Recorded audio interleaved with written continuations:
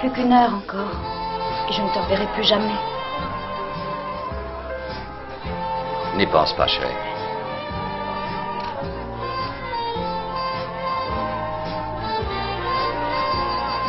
Je t'en prie, Evelyn, tu as l'apparence d'un de ces colis recouverts d'étiquettes portant l'inscription porcelaine. Attention, fragile. Et cette porcelaine, il faudra pourtant que tu la casses. Pardon? Rien.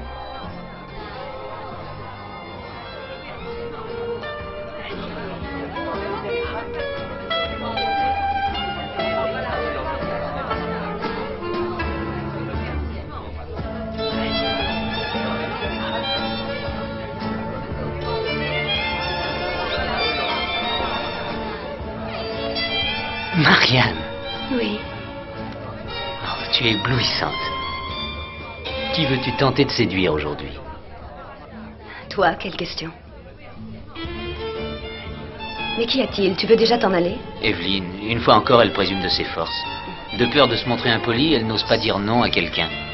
Tous ces Américains sont trop bruyants, trop fatigants pour elle. Vraiment courte.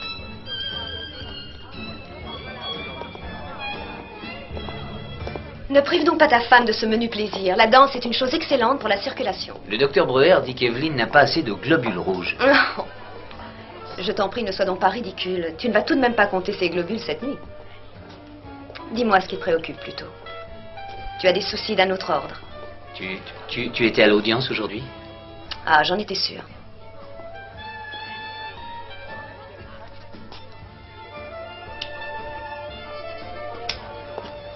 Je n'ai pas eu le temps d'y aller. Allons, mon chou, raconte-moi ce qui s'est passé aujourd'hui. À moi, tu peux, il y a assez longtemps que nous nous connaissons, non? Ah, je t'en prie, ne fais aucune allusion à notre passé, Marianne.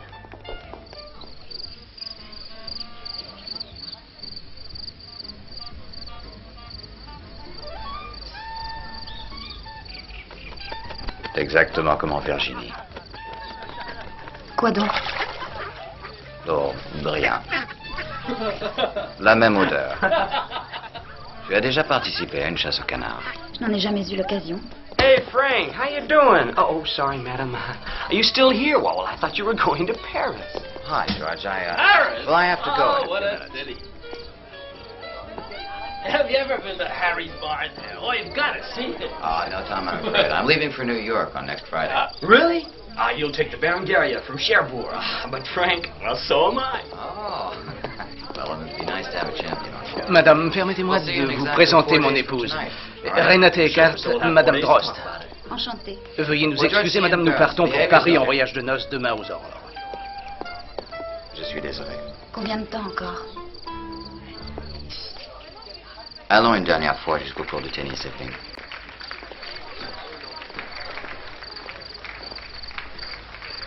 OK.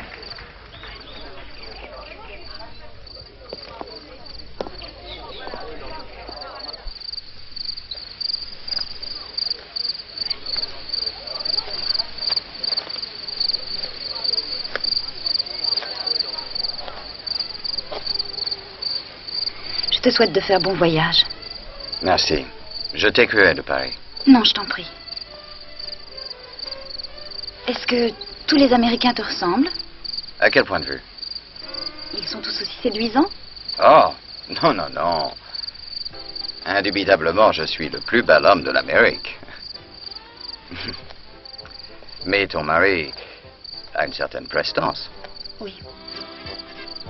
Eh bien, vas-y. Je t'écoute. Quel est ton problème? Tu voulais te soulager le cœur, n'est-ce pas? Alors parle. Pour un juge, il existe toujours 2 péchés mortels. 1, laisser un coupable en liberté. 2, condamner un innocent. Et j'ai le pressentiment que dans ce maudit procès, les 2 choses vont se produire. Tu as dit que la femme Roop avait tout reconnu. Qui d'autre cela aurait-il pu être, d'ailleurs? Hé, Hein? ne rêve pas, mon cher, je t'ai posé une question. Quoi? Qu'est-ce qu'il y a? Ça, c'est un comble. Tu n'as pas écouté un mot de ce que j'ai dit. Je t'ai demandé qui avait pu faire le coup si ce n'est pas la femme Roop, hein? Ben, son mari, sans doute. Il est lui-même accusé, seulement elle ment pour le défendre. Attention, tu vas te brûler les doigts. Aïe.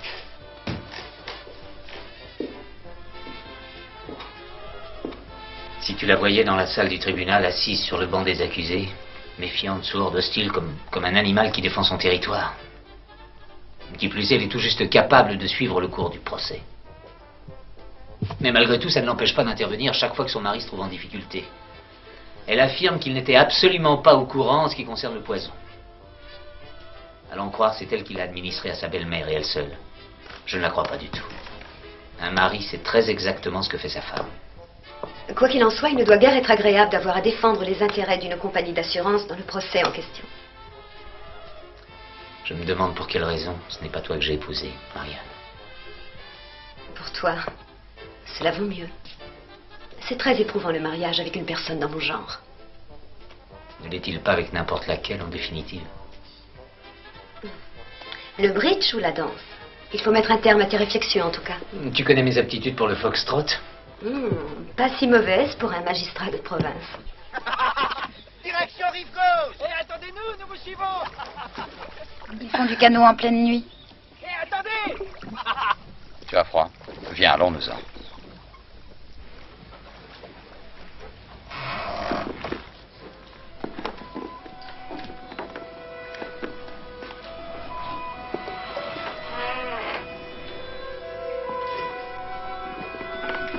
Attention.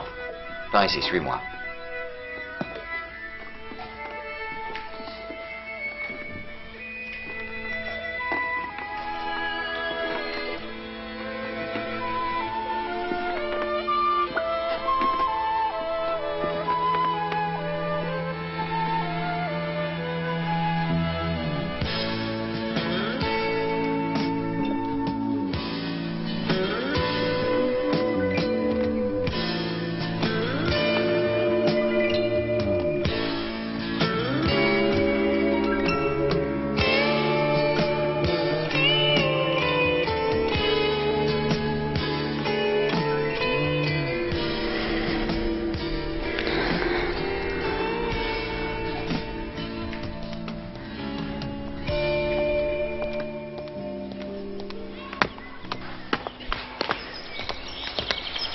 Je vous en prie. Hey, Davis! Marianne! J'en étais sûr, il n'y a aucune femme qui ait les jambes aussi bronzées que Marianne. Frank, je vous présente mon amie, Evelyn Drost. Hi. Frank Davis, New York. New York et Santa Barbara, en Californie. Sans oublier Charleston, en Caroline du Sud. Il est chez lui dans le monde entier. Je te conseille de te méfier de lui. Vous voulez risquer une partie avec moi, cependant? Mes compliments. Vous m'avez bien battu. Vous l'avez bien voulu?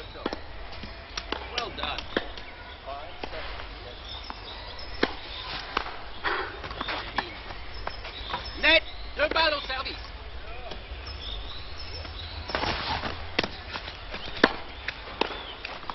Si je vous embrassais là maintenant, vous mettriez certainement à rougir comme une collégienne.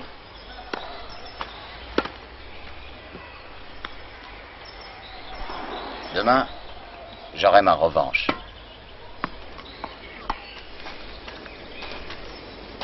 Vous savez, je passe la majeure partie de mon temps à New York. Cependant, quand vient le printemps, alors je descends à Santa Barbara. Nous avons une maison dans la région, une maison et puis des orangeries près de la côte.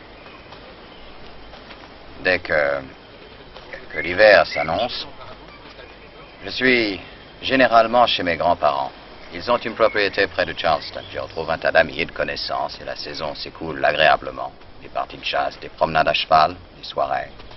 C'est la fête en permanence. Il faudrait que vous veniez une fois, ça vous plairait. Est-ce que vous comptez rester ici à Berlin quelque temps, Monsieur Davis?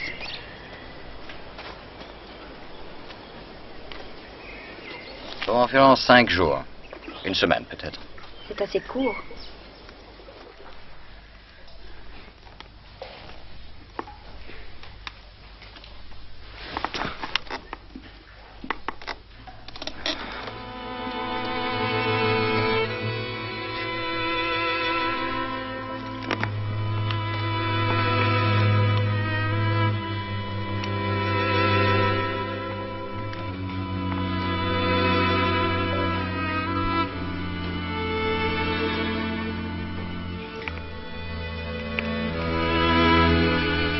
Train.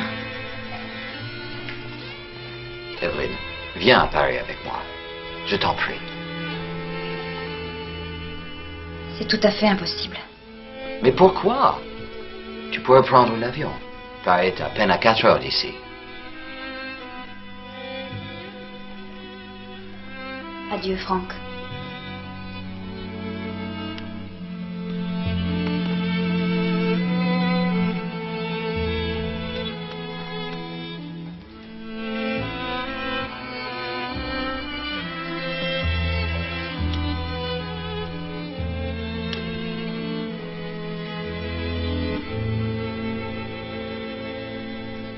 Oh my God.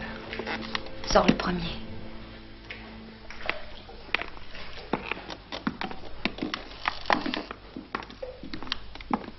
Non, attends.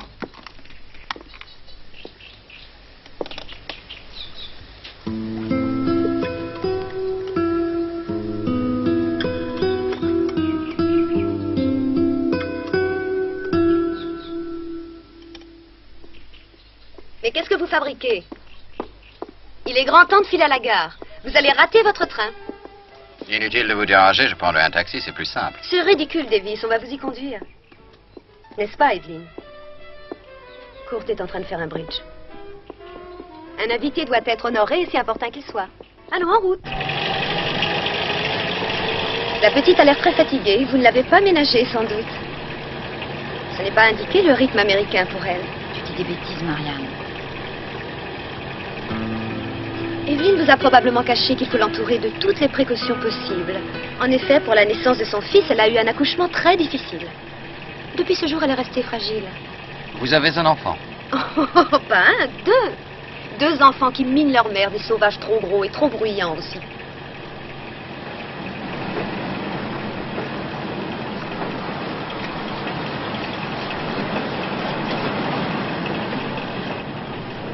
Et qu'est-ce qui vous appelle à Paris qui soit si urgent? Les affaires.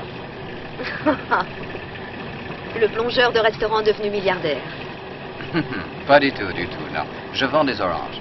Et je n'aime pas mêler les dames aux affaires dont je m'occupe. C'est tout ce qu'il y a d'intéressant chez les hommes, pourtant. Allez, monsieur, c'est tout ça.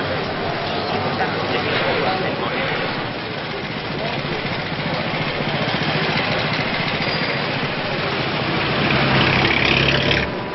Et vous direz les procédés que le patron emploie contre les travailleurs de ce pays. Prenez ces pratiques, allez-y, prenez-le, merci. Apprenez comment avancez. Non, vous ne pouvez pas la rester là. Ça ne va pas tarder à faire un scandale si je ne m'en vais pas de là. Adieu, Davis. Faites de bonnes affaires à Paris. Au revoir, Madame Jost, et merci pour la semaine inoubliable que j'ai passée à Berlin. Allons, quittez-vous sans faire de phrases. On va avoir des ennuis. Allons, circulez.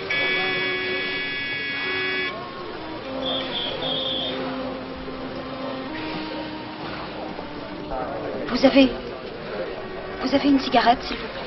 Oui. Alors, vous avez entendu ce que j'ai dit? Je vous ai dit de ne pas rester là. Allez, circulez.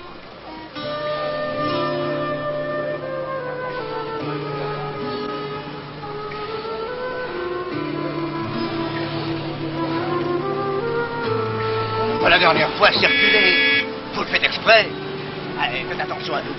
Alors, me démarrez, allez, avancez, allez, roulez.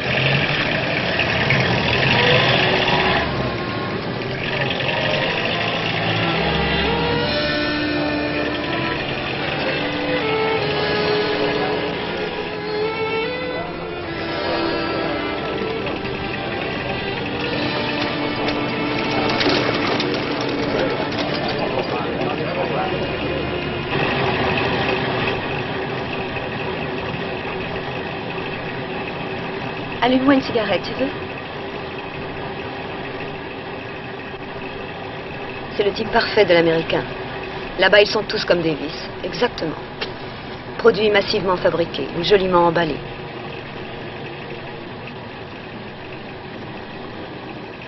Hé, ma cigarette. Depuis quand tu fumes, dis-moi?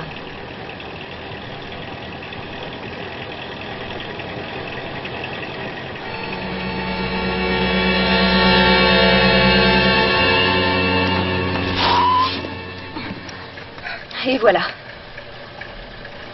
Alors là, c'est du propre. Mais ressaisis-toi. Evelyne, fais un effort. Arrête. Ça suffit comme crise d'hystérie.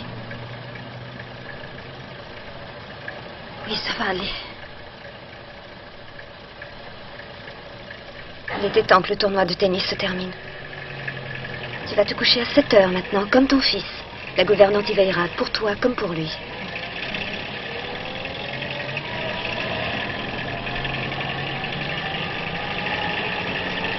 Je t'en prie, ne dis rien, Kurt. Il est déjà assez nerveux. Il prend toujours du Véronal?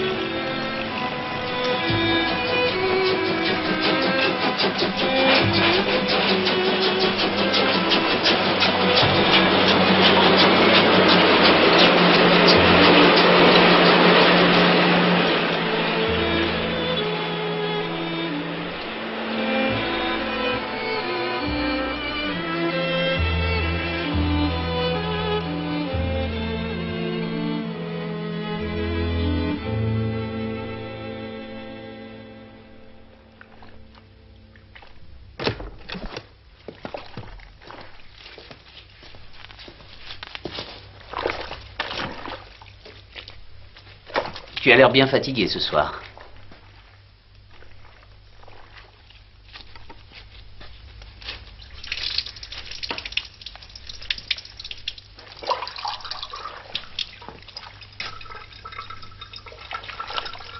Ça n'est pas une sinécure, sans doute, de passer la soirée à converser en anglais avec des gens qui vous sont inconnus et qui, du reste, n'ont pas grand-chose à dire. Monsieur Davis parle à la perfection notre langue.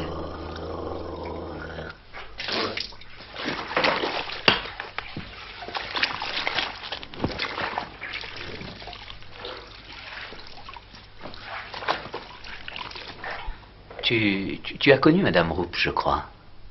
Oui. Cette personne t'a laissé quel genre d'impression? Demande ça à ma mère, elle la connaissait mieux. Je n'en ai qu'un souvenir vague, elle n'est venue que peu souvent travailler chez nous. Est-ce qu'elle a volé? Mon Dieu, tu sais comment sont les femmes de journée.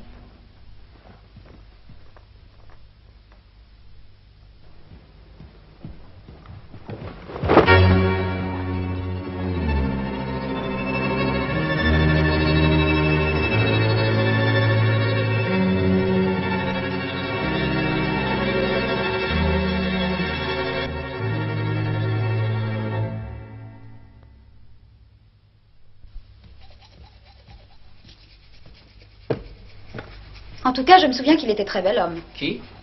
Monsieur Roop, bien sûr.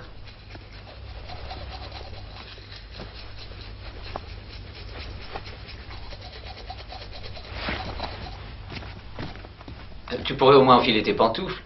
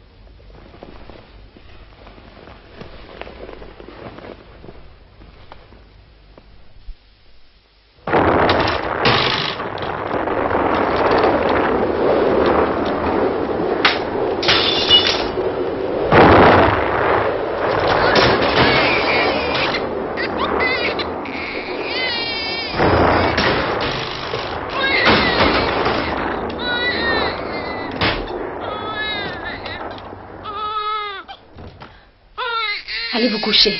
Je reste auprès des enfants, je m'en occupe. Une fois que le petit est réveillé, il a toujours beaucoup de mal à se rendormir.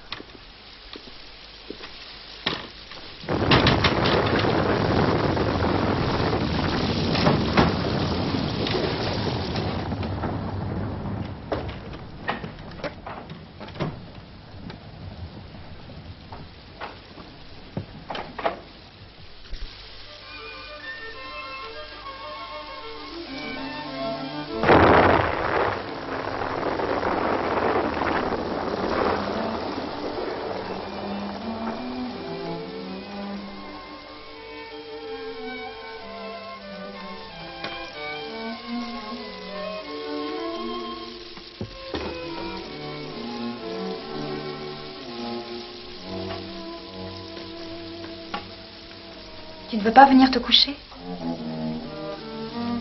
Tout de suite.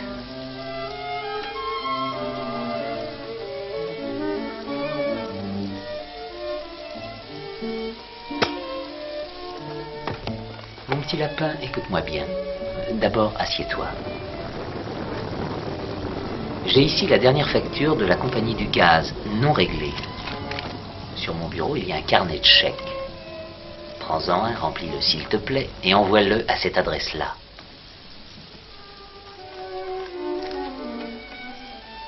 Tu ne veux pas que la compagnie nous coupe le gaz, tout de même, hein? Tu verras, c'est très facile à faire, plus que tu ne l'imagines.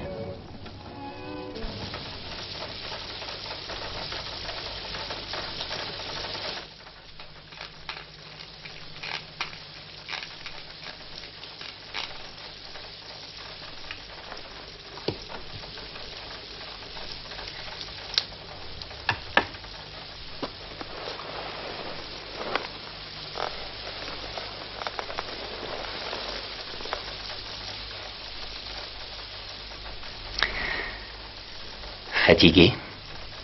Fatiguée.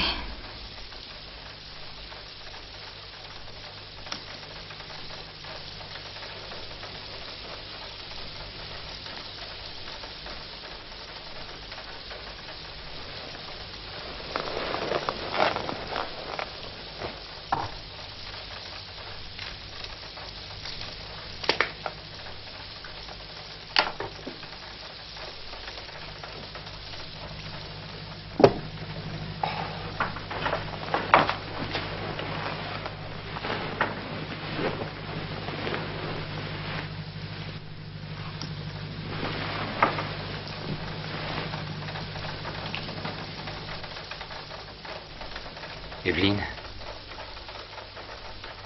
tu dors?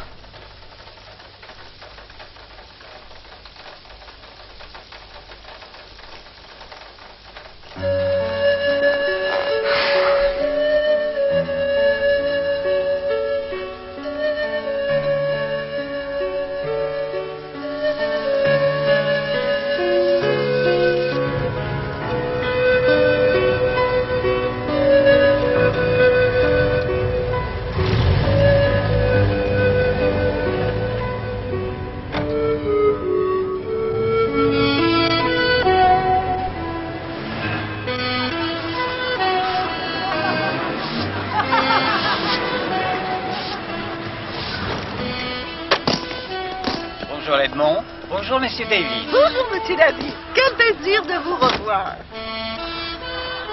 J'espère que vous avez fait bon voyage toute une nuit de chemin de fer. Quel temps est-il à Berlin? Oh, ça va. On raconte qu'il pleut tout le temps, à ce qui paraît depuis 3 semaines. Oh, monsieur, avant que ça ne me sorte de la tête, votre femme a appelé tout à l'heure. Elle se trouve à Londres, à l'hôtel Claridge. Vous trouverez son numéro à côté du téléphone. Oh, quel dommage que j'ai pu faire sa connaissance. La prochaine fois, Vous me madame, faites la marcher. prochaine fois. Merci, André. Comment vont les amours? Oh, monsieur, c'est bien que je préfère encore la bonne chair. Je ne risque pas d'être déçu comme avec les femmes. Le goût, lui, ne trompe jamais. Merci. Vous pouvez disposer. Bien, monsieur.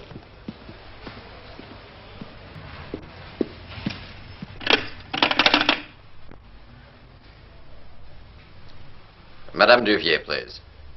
Oui, vous avez son numéro. Michel? Oui. Hi, honey. Écoute, et tiens-toi bien. Je suis chez toi dans une demi-heure. Avec des violettes à la main, bien sûr. Et puisque madame désire des violettes. Oui, ok. À tout à l'heure.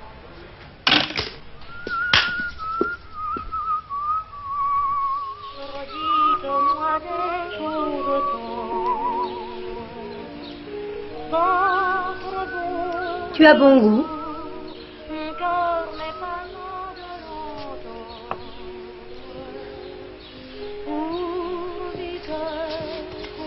Merci beaucoup. À nos amours, Michel.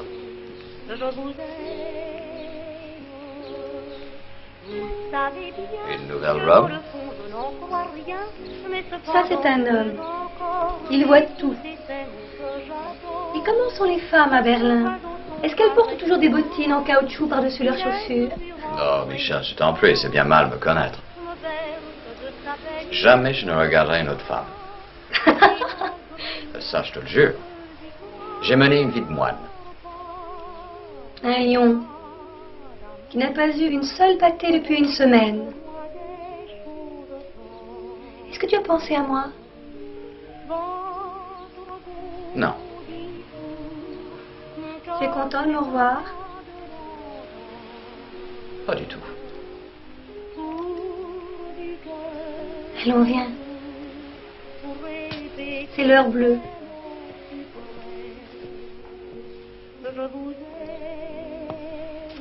L'heure bleue. Il est si doux, mon cher trésor des princes fous. La vie est parfois trop amère si l'on ne croit pas aux chimères. Le chagrin des vies. Est-ce qu'il n'est pas un peu tôt? Il se console d'un baiser du cœur, on guérit la blessure par un serment qui l'aura sûr. Parlez-moi d'amour.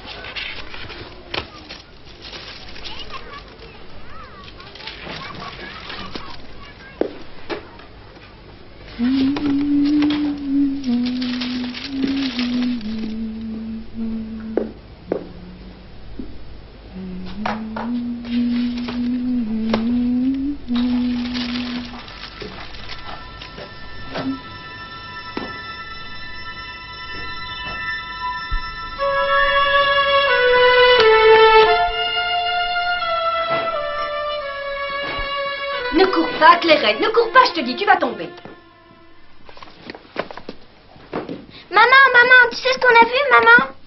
Un oiseau, un grand oiseau avec dans le dos une fleur. Et puis après, quand le gardien est arrivé, l'oiseau, il avait plus de fleurs dans le dos d'un seul coup. Elle a vu un pan. Nous étions au jardin zoologique. Oui, ça s'appelle un pan. Attends, je vais te montrer comment il faisait. Comme ça, maman. Comme ça, il a fait. Ouah, ouah, ouah. Comme ça, tu vois? C'est bien maintenant. On va faire manger le petit pan. Laisse-moi tranquille, je veux pas être un pan. Moi, je suis Clairette. Et je veux pas manger de toute façon. Je viens voir madame au sujet du menu. Qu'est-ce que je fais? Madame y a réfléchi? Des œufs brouillés avec des harengs? Non, non, non. Pour le dîner de ce soir. C'est bon, entendu, Véronique. Mais madame sait bien que monsieur aime pas manger les harengs pour les arêtes. On ne doit pas dire pour les arêtes, mais à cause, n'est-ce pas, à cause des arêtes.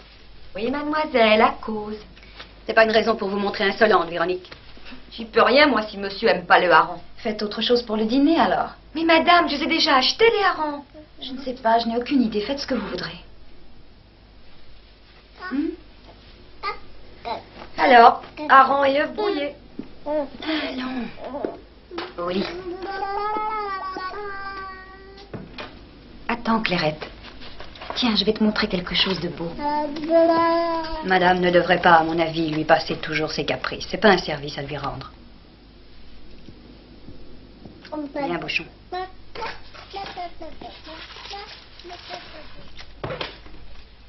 Ça, c'est la Sainte-Chapelle. Je l'ai visitée avec ton père, tu sais. Avec Kurt, c'est vrai? Avec Kurt, oui. C'était durant notre voyage de noces qu'on a passé à Paris. Ça, ce sont de grands vitraux, tu vois. Ils sont merveilleux. D'une beauté si pure et si lumineuse qui vous rend tout nostalgique. C'est unique au monde. Moi aussi, je voudrais partir en voyage, maman. Très très loin.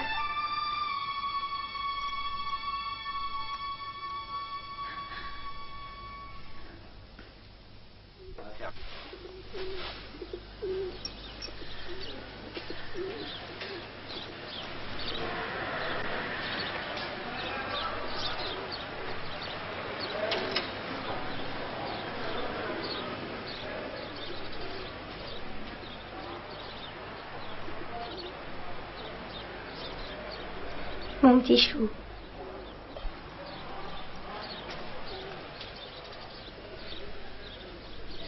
Qu'est-ce qu'il y a? Tu as des soucis?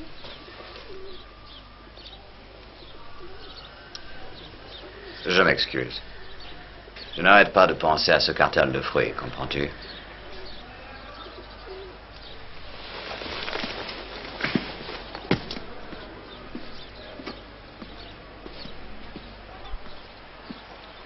Ils ne veulent pas mordre l'hameçon, c'est ça.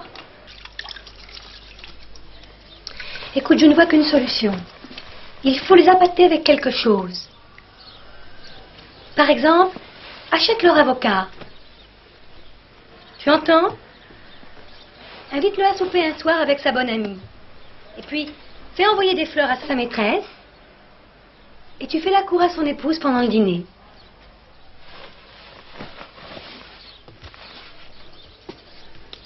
Il faut traiter les dames respectables comme des cocottes, et les cocottes comme des dames. Ça fait plaisir aux unes et aux autres.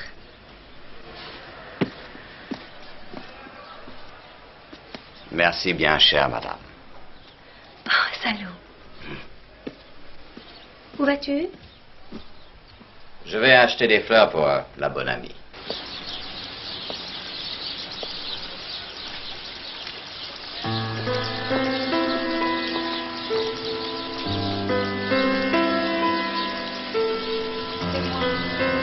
Il y a quelque chose qui ne va pas.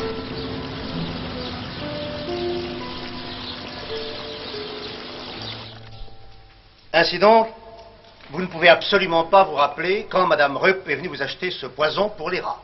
Mais comment le pourrais-je? Je vois passer tellement de clientes dans mon magasin et il y a tellement de rats un peu partout. Bien, on ne peut faire autrement que de laisser en suspens la question. Parfaitement d'accord. À propos, je dois dire que je serais très heureux que vous soyez à même de nous présenter un témoin n'étant pas sujet aux défaillances de mémoire pour une fois. En faisant citer un grand nombre de témoins, vous ne nous occasionnez qu'une perte de temps, puisque l'accusé a reconnu tous les faits qui lui sont reprochés. Nous pourrions peut-être enfin donner la parole à l'accusé. Merci pour la leçon, monsieur le procureur. Malheureusement, je dois constater que vous êtes beaucoup moins attentif à cerner et à établir la vérité. Allons, messieurs. Je voudrais poser une question au co-accusé. Levez-vous, je vous prie. Oui, monsieur le président.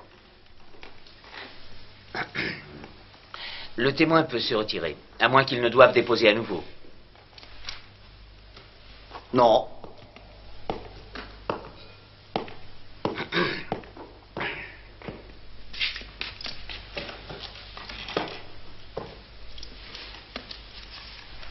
Monsieur Rupp, est-ce que Vous aimez votre femme? Monsieur le Président, nous avons 4 enfants. Et bientôt, nous allons en avoir 5. Alors vous devez pouvoir nous dire, sans doute, pourquoi votre femme n'a pu, pendant 32 heures, se reposer un seul instant, étant demeurée à veiller jusqu'à la fin votre mère qui se mourait. Pourquoi ne l'avez-vous pas relayée, je veux dire, et assumé à votre tour la garde de votre mère?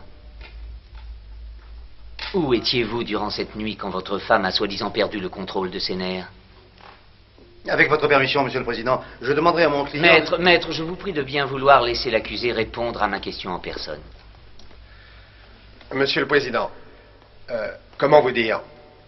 Je vous jure que c'était vraiment une misère. C'était si affreux à voir que je n'ai pas pu supporter ça. J'avais le cœur déchiré par ce spectacle. Ça me retournait. Je ne sais pas si vous me comprenez, Monsieur le Président. Oui, nous connaissons votre discours par cœur. En somme, c'est par pitié filiale que vous vous êtes enfui de chez vous. Mais pour vous rendre où, je vous prie, où donc? Mon mari est parti retrouver son copain. Ils font le jardin ensemble, au jardin ouvrier, toutes les semaines.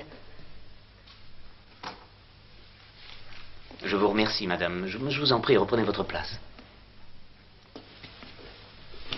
Comment s'appelle cet ami? Breuzich. Joseph Breuzich. Ils ramassaient les pommes de terre toujours ensemble. Oui, c'est à cause d'elle que je faisais ça.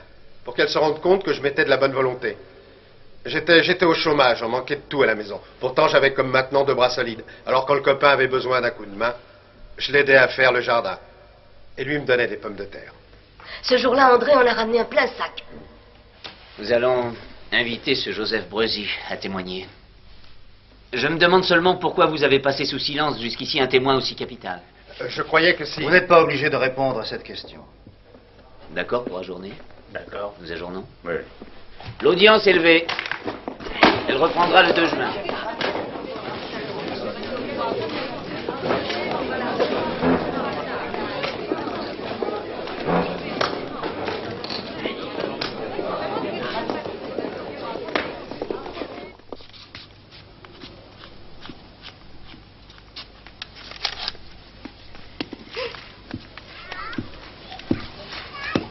Hello, petite madame. Regarde un peu ce que je t'ai rapporté. Madame la gâte beaucoup trop, elle a tort. C'est pas ainsi que Clairette apprendra à respecter les heures des repas. Cela va à l'encontre de tous mes principes d'éducation. Ouvre la bouche. Ouvre, bouchon. Allons. Est-ce que tu sais d'où les oranges viennent? De Californie. Ça se trouve en Amérique. On vient d'apporter des fleurs pour madame. Où est-ce que je dois les mettre? Dans le vase bleu? Non, merci. Laissez, je vais m'en charger moi-même.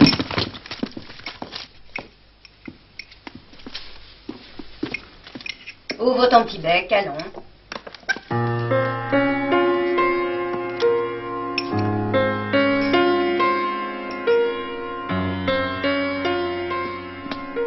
Elles ne sont pas pour toi toute seule, ces oranges. Nous allons les porter dans la cuisine à Véronique. Non, non, non! Non! Non! Calme-toi, petite madame. Mademoiselle va peler l'orange avant de te la donner. Viens avec moi pour m'aider à arranger les fleurs en attendant.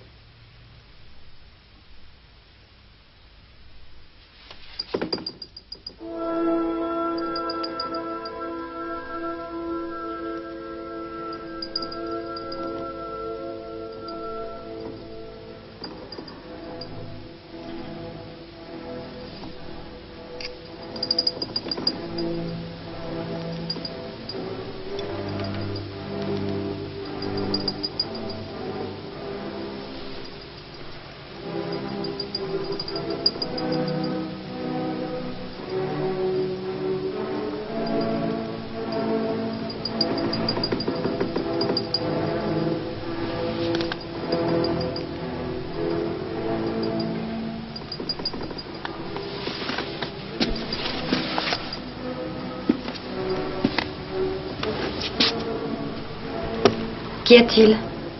Ces fleurs te dérangent? C'est leur odeur. Voilà qui va te soulager. Tiens, je t'ai préparé une inhalation. Merci.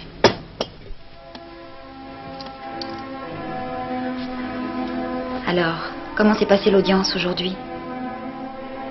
Les journaux du soir prétendent que je fais traîner le procès en longueur.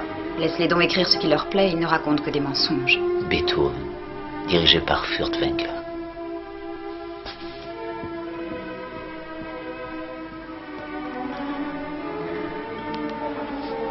Tu veux que je te pèle une orange, chérie?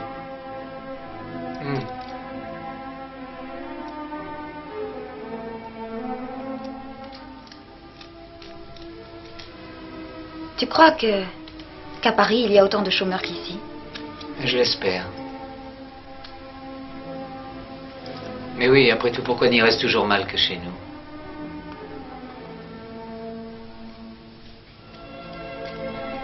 Cela va-t-il mal aussi chez nous? Ça en a l'air, oui. Les banques s'effondrent l'une après l'autre. Beaucoup d'entreprises ferment leurs portes. En Amérique, le krach de Wall Street et la crise nous mènent au bord du gouffre.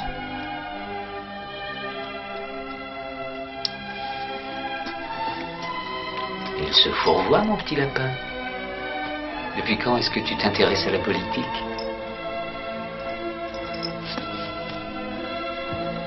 Tu sais, parfois, je pense que c'est une erreur de se tenir à l'écart de tout. Tu n'es pas de cet avis? Dieu, que tu es belle ce soir.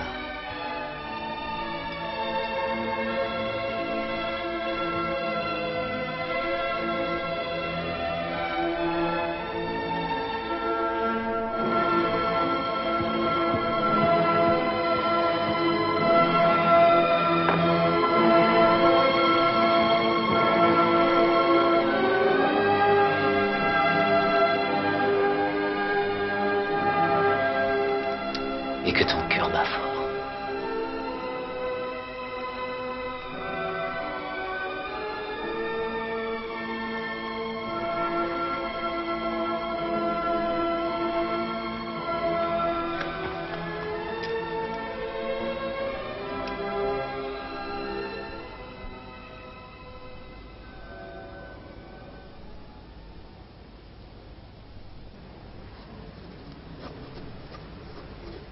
Quand est-ce qu'on se revoit? Peut-être ce soir. Mon chouchou, je reçois mon mécène ce soir. Comment, tu me trompes ce soir? Comme tous les jeudis. Laisse donc tomber ce monsieur jeudi. Je t'invite chez Maxim's. Mais tu oublies ton rendez-vous avec ces messieurs du cartel?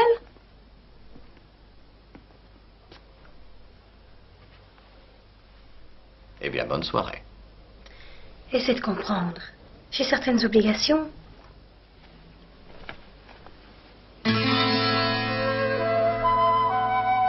Ah, monsieur joue au tennis. Comme c'est intéressant.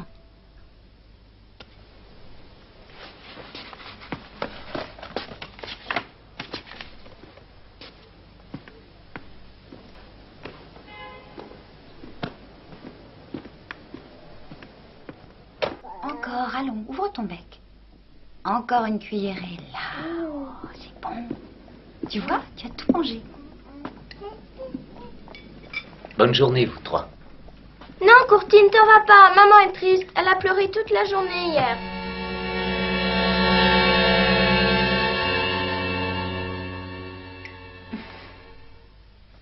Ne crains rien, petite madame. Courty va revenir. Pense à la note de gaz, surtout. Quelqu'un m'a téléphoné, je vous prie. Oui, monsieur, Madame Davis. Elle voudrait que vous la rappeliez. Demandez-la moi tout de suite. Entendu, monsieur.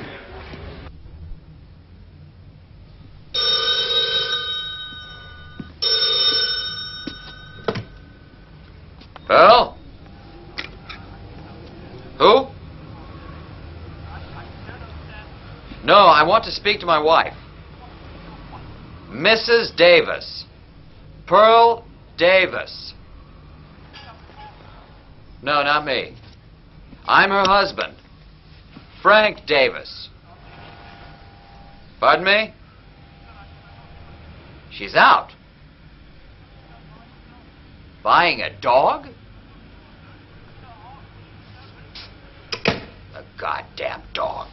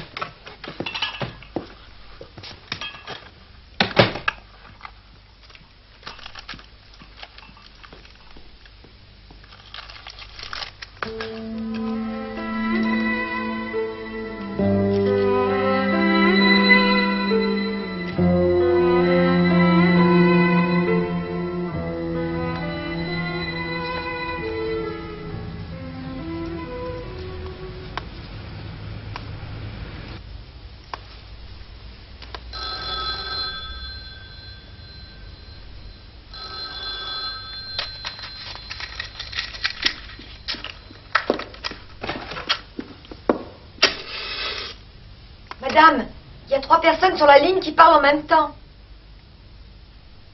Vous voulez venir voir ou est-ce que je raccroche?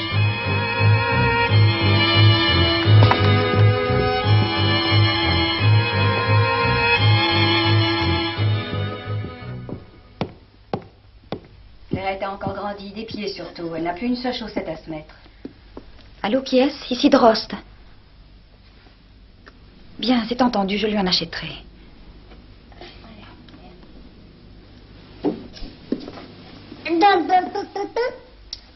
On va faire sa toilette maintenant. Hein? Franck? Tu es seul.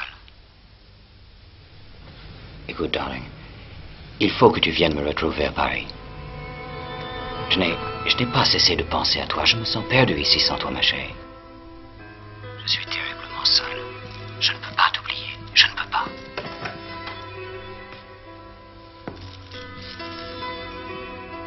Tu as compris?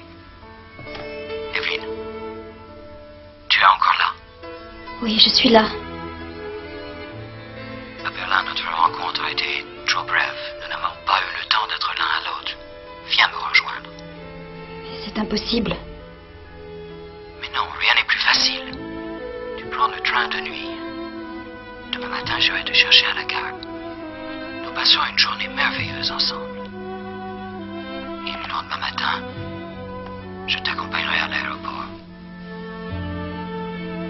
Si toi tu me demandais de te rejoindre, j'irai jusqu'au bout du monde pour toi.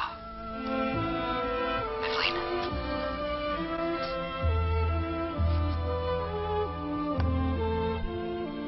C'est entendu, je viens. Je t'attendrai à la gare. Si jamais nous nous manquions, fais-toi conduire à l'hôtel de Bourgogne. Hôtel de Bourgogne. Tu m'entends? Note-le, ça vaudra mieux. Venez, nous allons au parc avec maman. À demain. Oh non, je vais pas aller au parc. Je vais aller au zoo voir les singes. C'est terminé? Allô? Rien, la communication est interrompue. Allô? Vous avez terminé?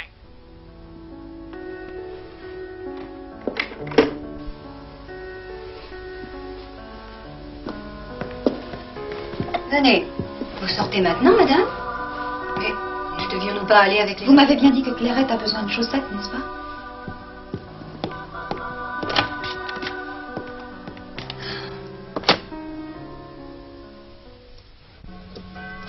Bon, d'accord. Je suis donc invitée chez vous à dîner et j'en profite pour t'inviter à aller passer un week-end dans ma maison de campagne. Et tu ne veux pas me dire qui tu vas rejoindre à Paris?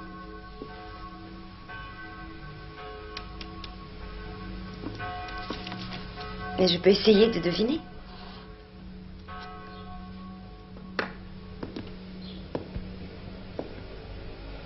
Ma pauvre enfant. Alors c'est le coup de foudre. Et quel coup de foudre? Allons, Evelyne, ne prends pas la chose au tragique. Vous êtes beaucoup trop monogame, toi et Kurt. Ce n'est pas une question de vie ou de mort, une aventure. Comme le dit Brecht, l'amour doit se savourer comme un verre d'eau fraîche. Je demande le silence. Un peu de silence. Silence dans la salle. Silence. Silence, s'il vous plaît. Silence. secours va faire évacuer la salle.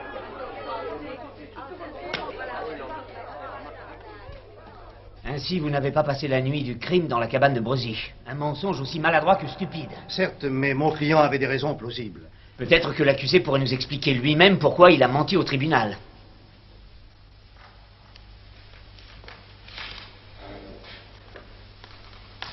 Et il faut vraiment que je réponde, Monsieur le Président? Il s'agit de votre alibi, pour la nuit du crime.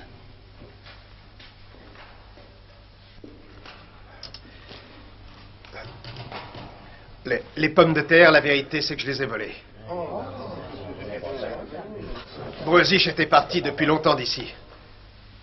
Est-ce que je pouvais annoncer à ma femme, toute go comme ça, dans l'état où elle est, Brozich n'est plus là et les pommes de terre, c'est fini? Alors moi, je me suis débrouillé. Cette bouche affamée, Monsieur le Président, je n'avais pas le cœur de la tromper. Et mon client a voulu dire détromper. Évidemment, nous avions compris, maître. Pardon, Monsieur le Président, c'est tout? Non. Où avez-vous dérobé ces pommes de terre? Au marché, Monsieur le Président. Il a lieu une fois par semaine, le soir. Après ça, je suis allé dormir sur un banc, au jardin zoologique. J'avais pensé, comme ma femme avait l'habitude que j'aille coucher quelquefois dans la cabane au fond du jardin de Brozich, seulement, comment je lui aurais expliqué pour Brozich? Je n'ai pas eu le courage de lui dire la vérité. Comme je la connais, elle se serait imaginé des choses.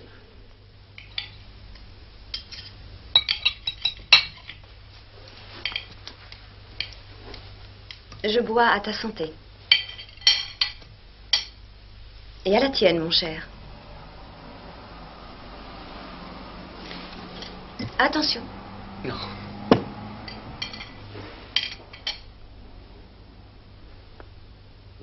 Qu'est-ce qu'il y a? Tu as des problèmes? Toujours la roupe? Aujourd'hui, il m'est arrivé une chose singulière. Alors que je sortais du palais, un homme que je ne connais pas m'a abordé. Il prétend, ou plutôt il affirme, qu'il a aperçu le mari de l'accusé la nuit du crime, dans un café qui se trouve dans son quartier. La tenancière est, paraît-il, une veuve très attirante, une certaine Madame Unhausen. Bon, et alors? Mais rien, c'est tout. Pas autre chose qu'un délateur, je pense. Nous recevons tous les jours des quantités de dénonciations. À ta place, j'aurais quand même jeté un coup d'œil sur cette veuve. Pourquoi donc? Tu n'as rien d'un grand psychologue, n'est-ce pas?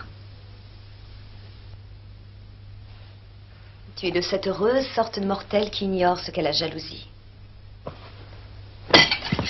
Excuse-moi, s'il te plaît, je dois faire ma valise.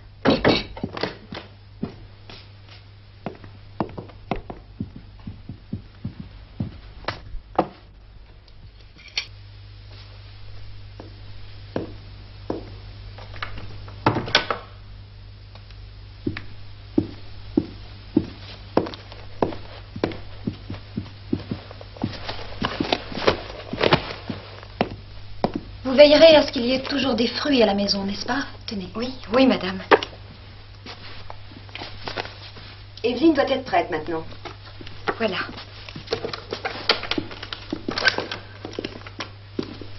Adieu, Kurt. Allons, je t'en prie, Evelyne. Nous ne nous quittons pas pour toujours, voyons. Je te téléphonerai demain soir. Nous nous verrons dimanche. Pas question. Ni visite, ni téléphone. On ne veut pas être dérangé. Veille bien sur elle. Hein? Elle va faire une cure de soleil et de repos et à 8 heures, je l'enverrai au lit. Hein?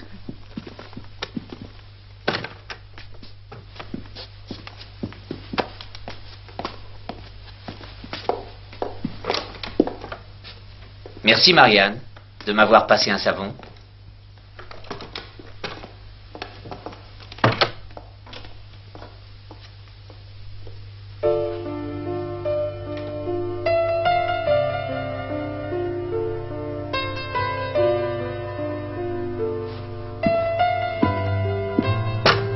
Ouvrez les fenêtres en grand, Véronique.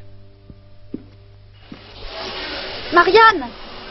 Si Kurt t'appelait d'ici mon retour, j'inventerai une histoire quelconque. Et quand je serai seule, si je m'évanouis, pas de danger, on ne s'évanouit jamais quand on est seul. Tu penses revenir quand? Samedi. Je filerai directement à ton chalet. Reviens-nous saine et sauve. Quelle est ton adresse à Paris? Je sais pas, je l'ai oublié. Marianne! Oh mon Dieu! Qu'est-ce que je vais faire? Qu'est-ce que je vais faire si jamais il ne vient pas me chercher? Ne t'affole pas, il sera là pour ton arrivée.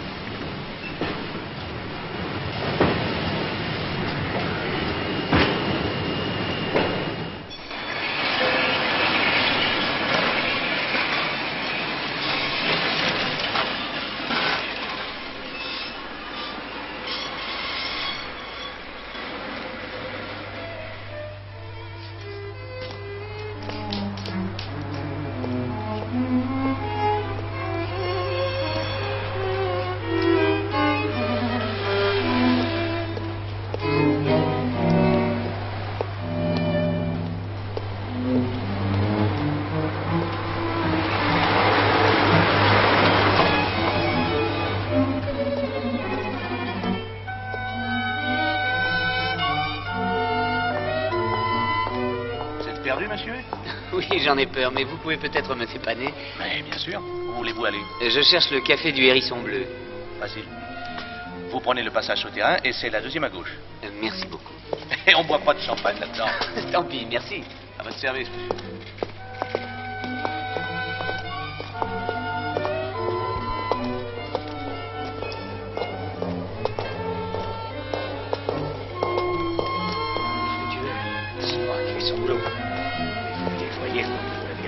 Sa femme et ses mômes aussi, ils ont rien à foutre, c'est pour eux.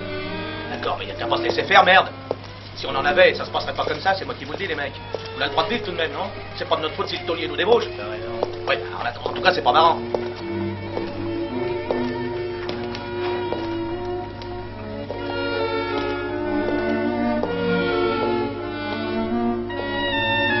J'enlève là, tu vas faire, salope! Pour le soir, il remet plus jamais les pieds ici, t'entends? Vas-y, va le retrouver, ton mec. Tu crois qu'avec lui, tu seras mieux loti? Vieille salope! Je l'attrape! Et encore ça! Hein, ça t'avait personne! Bah, c'est bon pour tenir à bouffer, bien quoi pour dormir, hein? Arrête, ne mets pas dans un état pareil. Alors, tu t'es dit que tu pourrais continuer à mener la bonne vie avec mes sous. Et même entretenir en douce son julot, pas vrai? Pas me prendre pour un con tout de même!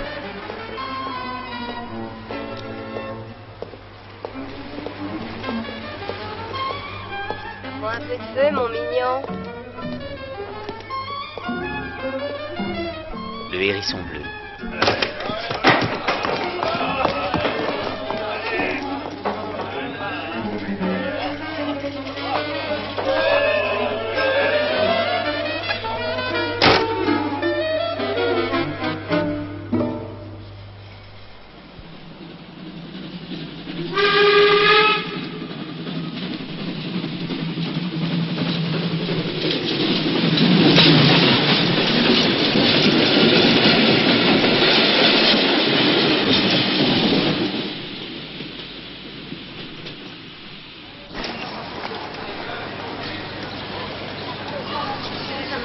Quand même que tu sois quand même entendu, Elisabeth.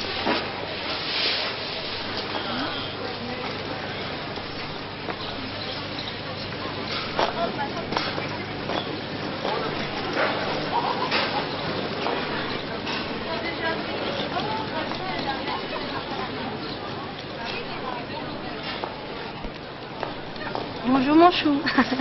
Alors, tu les as mis dans ta poche? Quoi? Ah, dans la poche, oui. J'ai eu ces messieurs du cartel du fruit. Grâce à tes bons conseils. Leur avocat a accepté mon invitation sans hésiter et sa femme a été enchantée de sa soirée. Et depuis, je bois du jus d'orange chaque matin. 10%. Ou une invitation au riz. Pas question pour le risque. Quelque chose de désagréable? Oui, très. Ma femme arrive à Paris, il faut que j'aille la chercher à la gare. Comme c'est ennuyeux. Demain, nous partons. Je ne pourrai même pas te dire adieu. Quelle heure part ton train?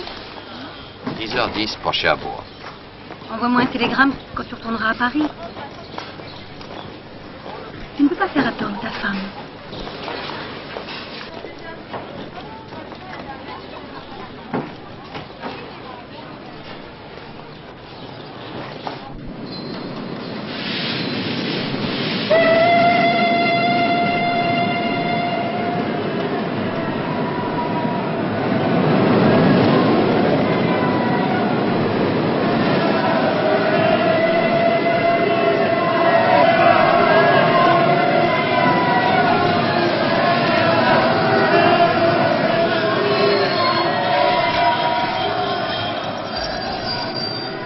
Voilà, nous sommes arrivés. Allons, mon petit, venez, nous allons descendre. Je ne le vois nulle part. Ah. Ce n'est pas étonnant avec toute cette foule.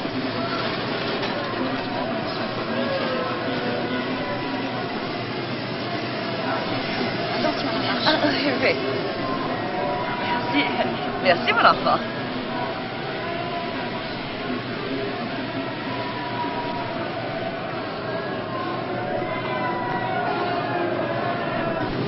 Dax est à 10h28 quai numéro 3. Dax est à 10h28 quai numéro 3.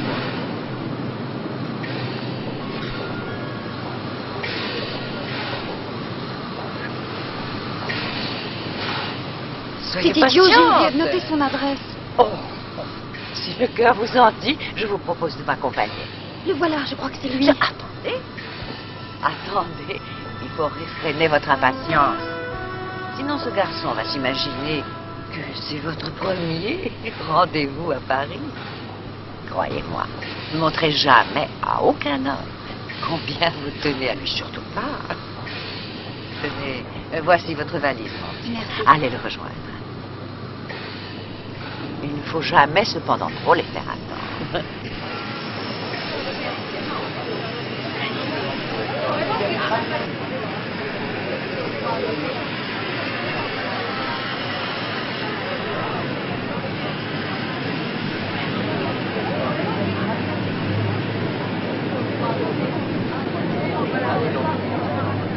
Tu permets?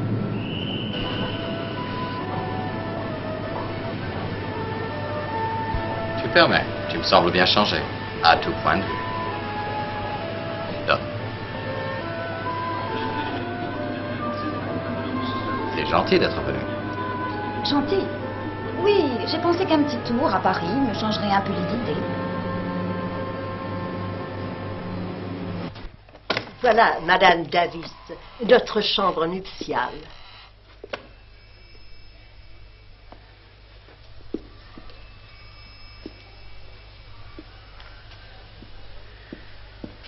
Merci, madame. Laissez-nous, je vous prie. Ma femme est très fatiguée.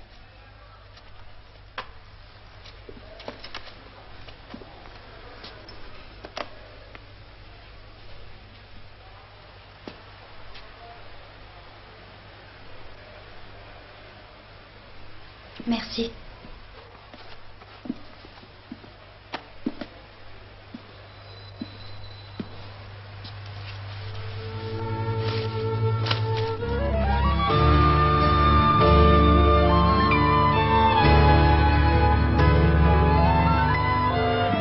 Joséphine. Hein? Joséphine de Beauharnais, la première femme de Napoléon. Chez toi, en règle générale, les gens sont plus cultivés que chez nous. Sont splendides, les toits de Paris.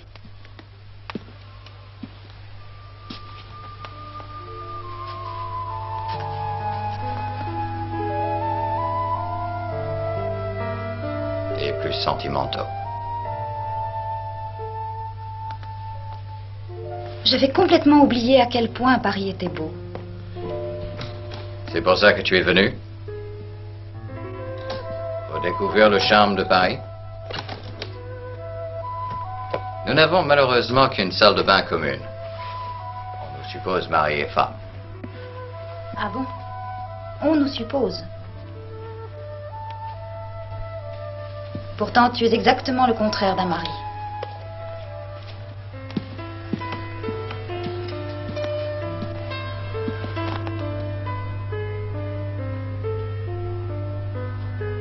Si tu permets, je voudrais prendre un bain.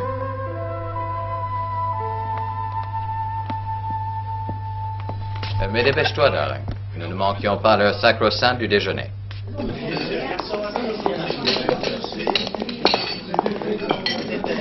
Ça t'a plu? J'espère que le bruit ne t'a pas trop dérangé.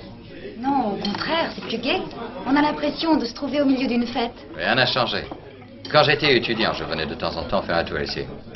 Ah, tu es venu faire tes études à Paris? Ma mère l'a voulu, oui. En effet, elle estimait qu'il n'y avait qu'à Paris qu'on pouvait apprendre quelque chose.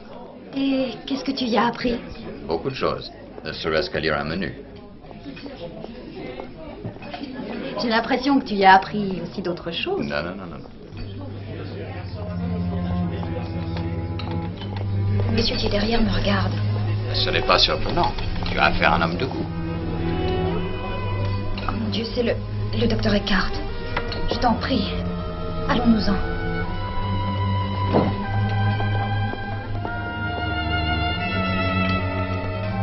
Bonjour madame, quelle surprise de vous rencontrer à Paris. Monsieur Davis, docteur Eckhart, un collègue de mon époux. Je suis très enchanté. Votre mari est-il ici lui aussi? Non, naturellement, où avais-je la tête? Le procès Hope est en cours, c'est vrai. Et comment se déroule-t-il? Avez-vous des nouvelles? Veuillez nous excuser, monsieur. Nous devons prendre congé, malheureusement. Au revoir, docteur. Au revoir, madame. Au revoir.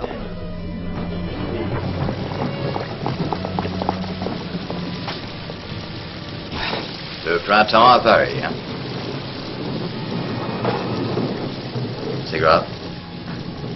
Oui, très grave. Tu veux rentrer chez toi ou aller à l'hôtel? Non, Franck, je t'en prie. Allons nous promener. Hein? À ce temps-là? Oui, je voudrais visiter la Sainte-Chapelle. Allons-y.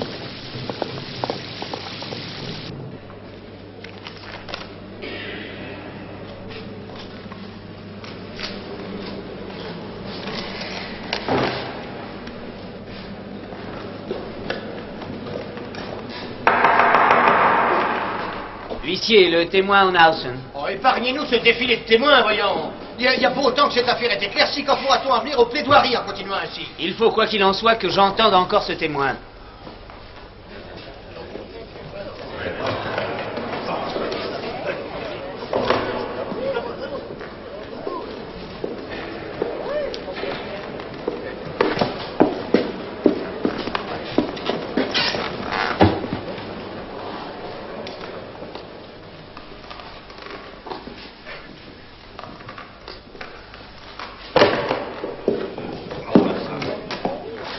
Madame Onhausen.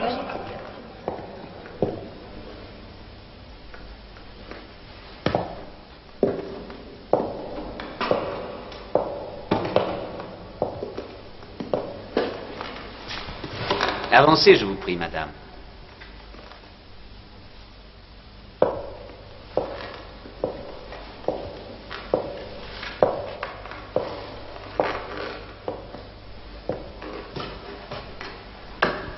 Vous êtes appelé à déposer devant cette cour en qualité de témoin.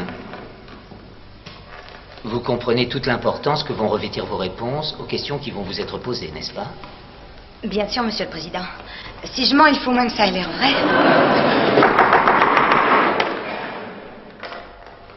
Votre devoir est de dire la vérité en toute chose, aussi bien en ce qui vous concerne personnellement.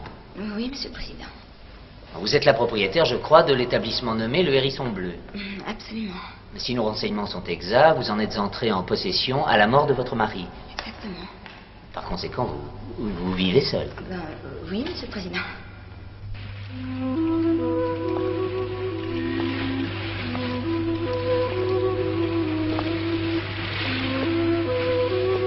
Tu sais sans doute ce que font les amoureux à cette heure-ci à Paris. Tu veux faire allusion à l'heure bleue? Rideau tiré, lumière tamisée et tout et tout. Ce n'est pas mon genre.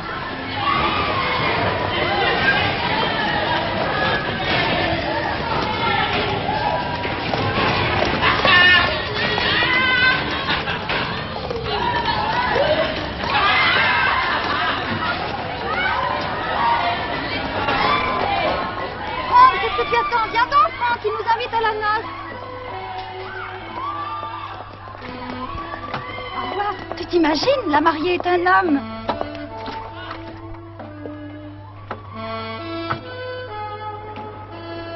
Raconte-moi comment tu vis. Ça t'intéresse de savoir quelle vie je peux mener? Sois gentil. Dis-moi pour que je puisse imaginer ce qu'elle est. Et aussi pour que je puisse partager tes souvenirs plus tard. Je venais de terminer mes études quand la guerre a éclaté. Je me suis engagé comme pilote. La guerre finie, j'ai filé en Chine, aidé à établir la première ligne aérienne. Je regrette un peu de ne plus avoir le temps de piloter, voilà si rarement. Ensuite, je vais encore tant apprendre à ton sujet. Je t'ai à peu près tout raconté. Sinon que j'ai 2 chiens, un bureau à Long Island, et que je bois un jus d'orange avant le petit déjeuner. Tu es satisfaite maintenant? À moitié, vraiment. Il faut que je sache tout. Tout. Tu es trop curieuse, Evelyn. Je dois t'avouer que je me sens très embarrassé. Je ne suis pas le genre d'homme que tu crois. En réalité, je suis un Américain moyen, terriblement ennuyeux, et dont les manières laissent beaucoup à désirer. C'est peut-être le séjour d'1 an que j'ai fait à Cuba qui veut ça.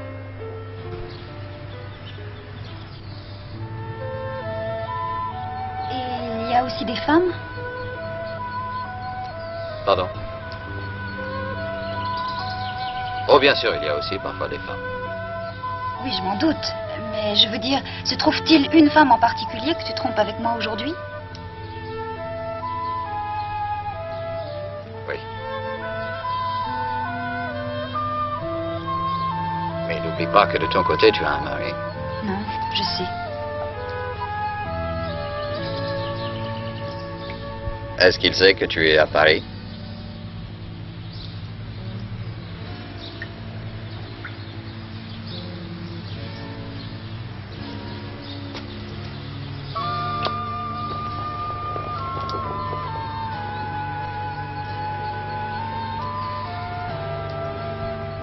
Tu as des sourcils de gigolo. De gigolo jaloux. Je ne savais pas qu'il pouvait être jaloux.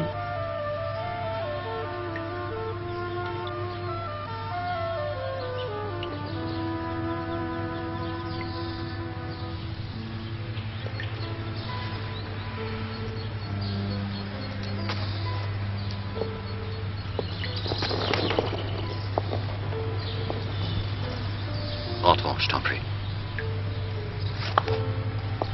Mais je veux encore aller à la Sainte-Chapelle. Parce que je le trouvais à mon goût. Il y avait longtemps que tout était fini entre sa femme et lui, d'ailleurs. Bien sûr, Rupp a toujours été un sacré coureur. Tout le quartier où il habite le sait. Mais je crois que moi, j'aurais pu arriver à le tenir en laisse si on s'était vraiment mariés. Connaissait-il vos projets de mariage, madame? Mon Dieu, mais je ne m'en souviens plus de demander ça à Rupp. C'est lui, monsieur le président, qui tout compte fait a eu cette idée. Mais vous deviez lui donner les fonds pour entamer la procédure de divorce. Rupp était au chômage, donc sans ressources. Non. Il m'a dit qu'il voulait tout régler, qu'il le pourrait avec l'héritage, dès qu'il toucherait l'héritage de sa mère. Il aurait aussitôt divorcé et nous nous serions... Je voudrais dire quelque chose, monsieur le juge. Tout de suite, madame, dès que l'audition du témoin sera terminée. Si vous saviez tout ce que j'ai fait pour lui, tout ce que j'ai enduré pour lui et pour me remercier, cet homme me laisse tomber pour la première venue. C'est un menteur et un assassin, monsieur le juge. Poussinette qui m'a dit, oui, dans les débuts, il m'appelait Poussinette quelquefois. Je suis foutu, tu sais, ma Poussinette, qu'il m'a dit, comme je rentrais d'aider des voisins à déménager. Et il s'est mis à pleurer à chaudes larmes, la tête sur mes genoux comme un gosse. Et il m'a raconté tout ce qui s'était passé. Comment il avait versé le poison dans la soupe de sa mère qui a dit, elle a un drôle de goût cette soupe, un goût de brûlé. Moi, j'étais pas à la maison quand ça s'est passé, monsieur le juge. J'étais chez les Haneke pour les aider à déménager. Quand je lui ai demandé pourquoi il avait fait ça, il a pleuré encore plus et il a répondu pour toi, rien que pour toi, pour que tu aies une vie plus facile. Je lui ai dit, tâche de te calmer. Il t'arrivera rien, je te l'assure. Moi, je lui étais bien reconnaissante d'avoir fait ça pour moi. C'est vers moi qu'il est venu, vers moi.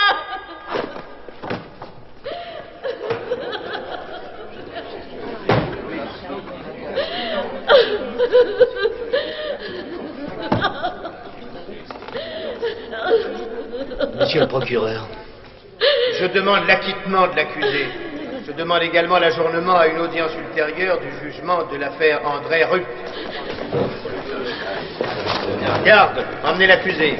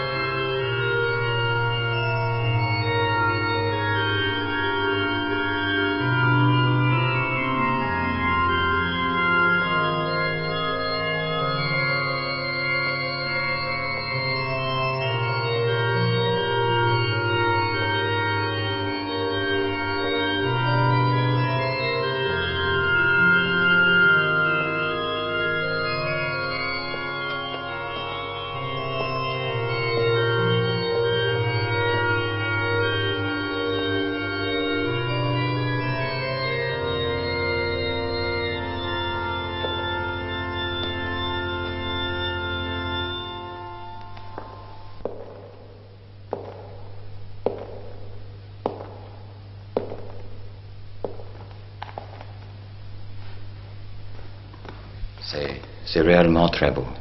Mais ce n'est pas pour ça seulement que tu es venu à Paris.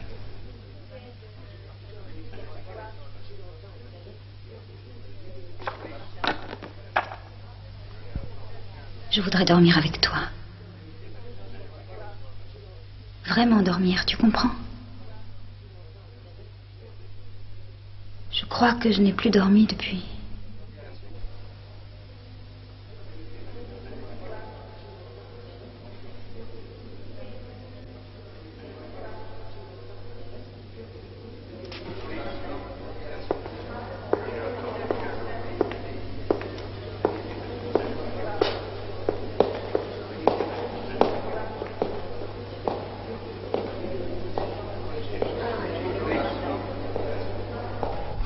Vraiment dommage qu'Evelyne ne se trouve pas en ville ce soir.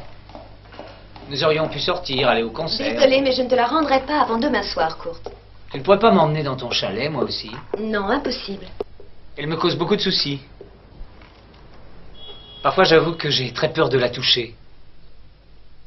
Est-ce que tu comprends ça? À présent que tout est terminé, vous allez mieux vous comprendre.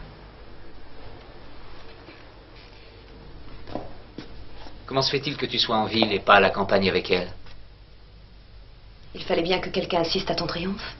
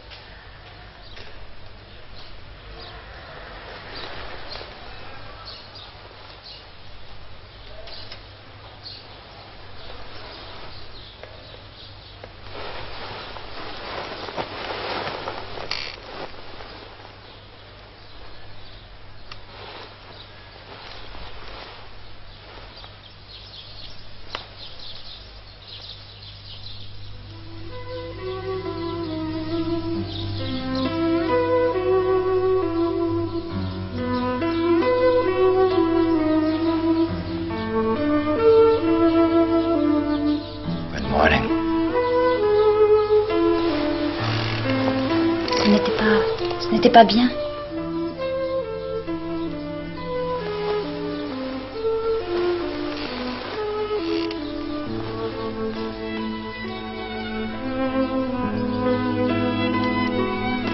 Franck, je t'en prie, il faut que je le sache. Pourquoi? Tu n'as pas eu de plaisir? Tu as été déçu? Oublie ce que j'ai dit. Ma question était stupide. C'est pourtant toujours la même chose, n'est-ce pas? Qu'est-ce qu'il y a? Darren? Il y a que... Je pensais qu'après cette nuit, je pourrais retrouver toute ma tranquillité. Malheureusement, c'est encore pire qu'avant. Oh, Franck, j'ai tant besoin de ta présence et tu es si loin. Darling, écoute, ça a été merveilleux, vraiment. Ça a été tout autre chose avec toi. Et si je t'ai déçu, je t'en demande pardon. Oh non, non, c'est pas ça, non. Et les hommes sont tous des menteurs. Quoi?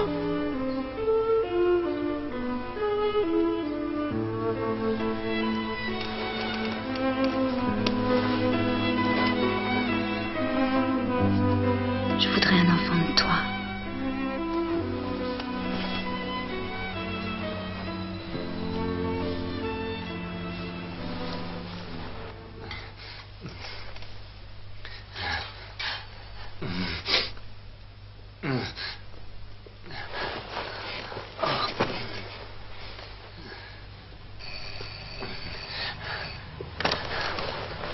Evelyne. Monsieur! Ils veulent nous fermer le compteur! Sacré nom d'une pipe! Monsieur! Monsieur! Vous m'entendez, monsieur? Qu'est-ce que je dois faire? Il y a un employé du gaz qui vient couper. La facture n'a pas été payée. Bon, j'y vais.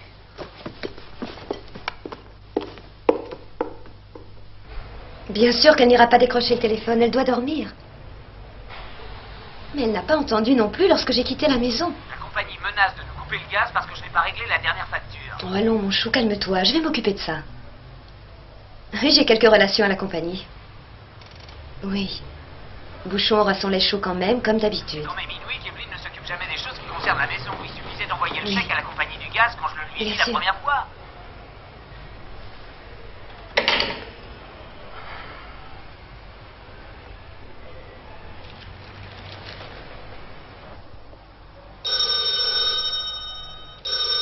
Le gaz!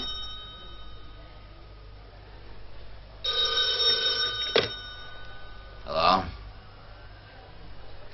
Bon, merci.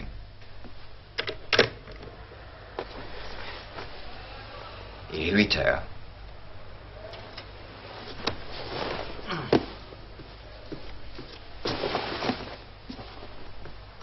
Jesus!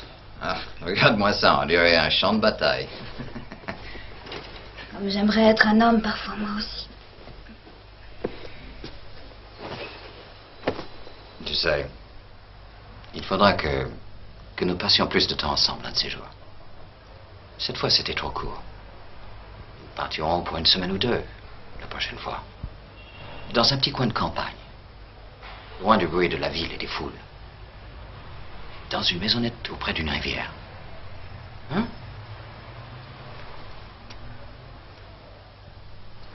Je vais prendre ma douche.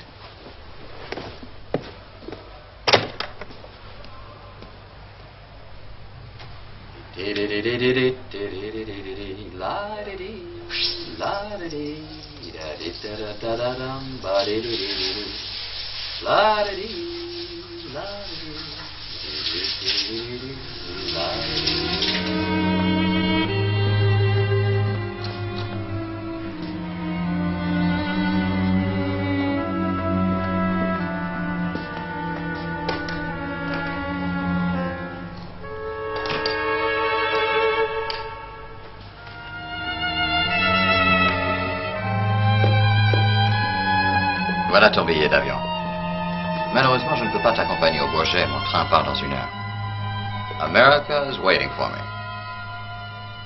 Dis-moi, est-ce que tu as déjà pris l'avion? Comment? Non. Non, je n'en ai jamais eu l'occasion. Tu n'as pas peur, j'espère. Peur de monter en avion? Non, mais d'être malade, oui. Non, eh bien, attends une seconde.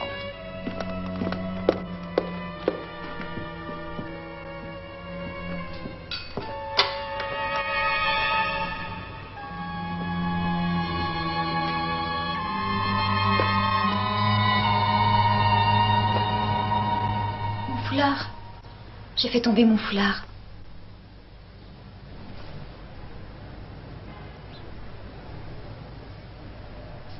C'est dommage. Oh, tiens, prends un de ces cachets. C'est un remède contre le mal de mer.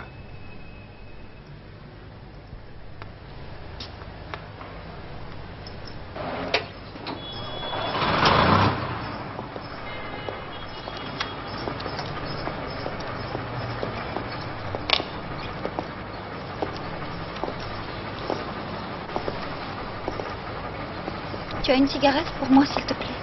Oui. Tiens.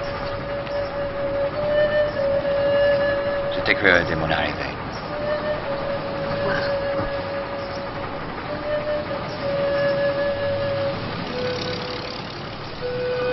Tâche de m'écrire, Evelyne. Madame?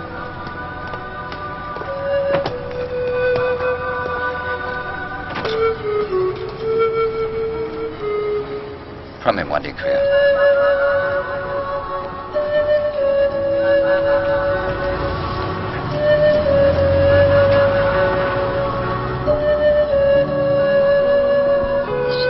Il ne m'a même pas donné son adresse.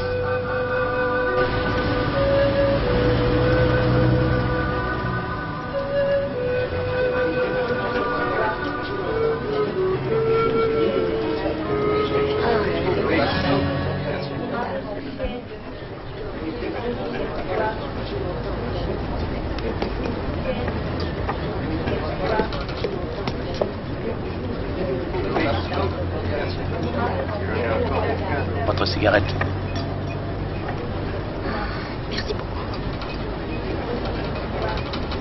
Vous allez au Bourget peut-être, vous aussi? Oui, je prends l'avion pour Berlin. Moi aussi, c'est la ligne Cologne-Berlin. Von Schlieffen. Autorisez-vous, chère madame, à vous servir de guide pendant ce voyage aérien? En avion, je ne suis pas très à mon aise. Heureusement, j'ai un ami qui m'a fourni des cachets. Ne craignez rien. L'avion est plus agréable que le chemin de fer. Quel est ce médicament? Du Vasanal? Non, ce n'est pas ça, je ne crois pas. Il s'agit d'un produit américain. L'ami qui me l'a donné est américain.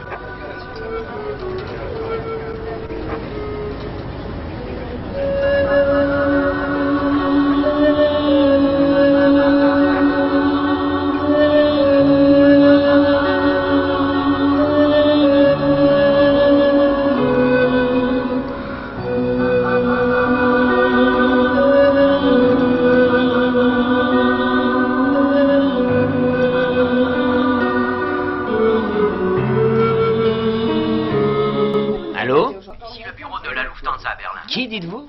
La Lufthansa? J'ai une triste nouvelle à vous. Mais à qui voulez-vous parler? Monsieur, votre épouse se trouvait dans l'appareil venant de Paris qui s'est écrasé au sol il y a quelques jours. Attendez, je crois qu'il doit y avoir une méprise. Il est très triste que l'avion de Paris se soit écrasé, bien entendu. Seulement, Chut!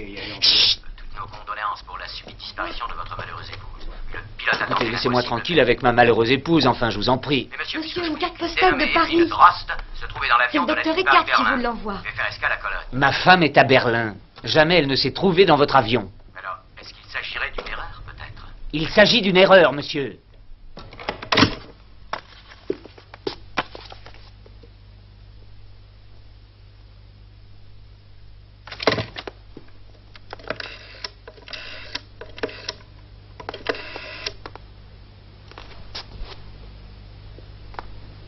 Allô? Marianne, je voudrais parler à Evelyne. Je regrette, Kurt, elle est partie se promener. Mais qu'est-ce que ça veut dire? Elle n'est jamais là quand je la demande à l'appareil. Que se passe-t-il? Je suis bien nerveux. Et c'est entendu, je suis un peu nerveux. La Lufthansa vient de téléphoner. Evelyne aurait péri dans un accident. Je crois qu'on le serait à moins, même si la nouvelle est fausse. Oh mon Dieu, mais ce n'est pas vrai. Tu as sans doute mal entendu. Evelyne est là, n'est-ce pas? Non, Kurt. Enfin, je veux dire oui, naturellement. Non, attends, je vais t'expliquer. Tu n'as tout de même pas. Evelyne est venue tout seule à mon atelier. Elle m'a demandé... Non, mais je pouvais pas refuser, n'est-ce pas? Alors nous avons inventé l'histoire du week-end dans mon chalet. Marianne. Kurt, qu'est-ce qu'il y a? Tu m'écoutes? J'arrive tout de suite. Kurt, mais que se passe-t-il? Pourquoi tu ne réponds pas? Dis quelque chose enfin, Kurt!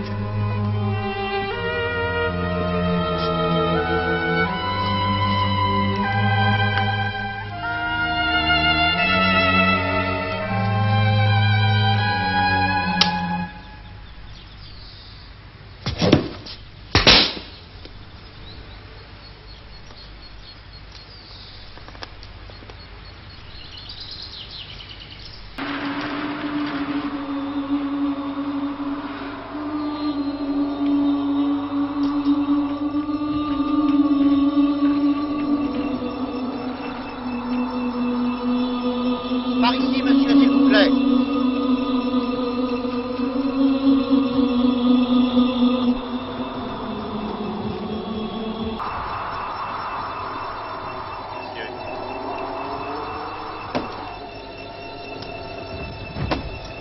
Bon, on va retourner là-bas.